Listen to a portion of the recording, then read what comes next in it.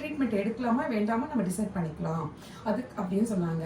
சரி என் பையன் இவ்வளோ தூரம் சொல்கிறாங்க, சரி நம்ம பார்ப்போம், சர்ஜரி இந்த வயசு வேணாம். நான் ஃபஸ்ட்டு டாக்டரை பார்த்தோம்.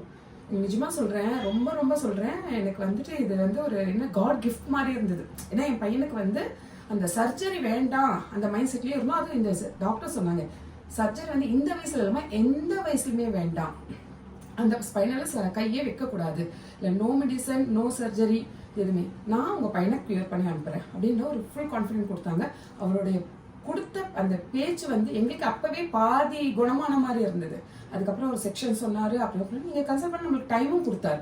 உடனே நீங்க பண்ணிதான் ஆகணும், இல்லை இப்படி ஆயிடும் அப்படி ஆயிடும் எந்த ஒரு இதுவும் இல்லாம எங்களுக்கு டைம் கொடுத்தாரு. நீங்க கன்சல்ட் பண்ணிட்டு பொறுமையா கூட வாங்க, பட் இதுதான் மெத்தட் அப்படின்ற எங்களுக்கு ரொம்ப அழகா நீட்டா ரொம்ப டைம் எடுத்து.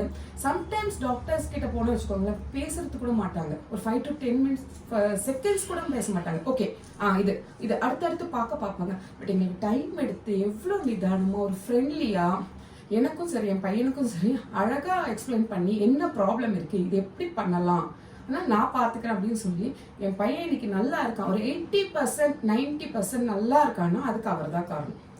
எந்த மெடிசனும் கிடையாது, எந்த இதுவும் கிடையாது இது. ஆனால் நாங்கள் ஃபர்ஸ்ட் பேரண்டாக வந்து எங்களுக்கு அவ்வளோவா இந்த ஃபீல்டை பற்றி தெரியாதுன்றதுனால இந்த லேசர் கிளினிக்ல கொஞ்சம் பயந்தோம். மற்றவங்க எங்களுக்கு கொஞ்சம் குழப்பினாங்க.